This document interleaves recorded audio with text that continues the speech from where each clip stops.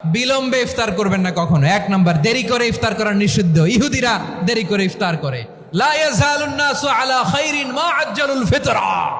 বিশ্বনবী বলেছেন, এই উম্মত যতদিন আগে আগে ইফতার করবে, এই উম্মতের কপাল থেকে কল্যাণ কেউ ছিনিয়ে নিতে পারবে না। চিল্লায় বলেন ঠিক কি না? আজানের জন্য বসে থাকবেন না, সময় দেখবেন। স্থানীয় সময় যখন সূর্যাস্ত হওয়া মাত্রই বিসমিল্লাহ, খেজুর খেয়ে ফেলবো। পারবেন তো নাকি দেরি করবেন?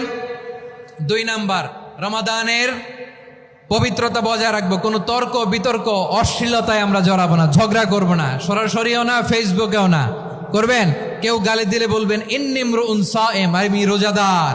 আল্লাহর হাবিব শিখিয়েছেন, কেউ যদি তোমার গালি দেয়, কটু কথা বলে, অশ্লীল কথা বলে, রমজানে তুমিও বলতে পারবে না। তুমি বলতে পারবা ইন্নী ইমরুউন সায়েম, আমি রোজাদার। আজকে থেকে নিয়ত করেন, রমজানে কেউ গালি দিলে আপনি একটা গালি দিবেন নাকি? কি বলবেন? রোজাদার রমজানে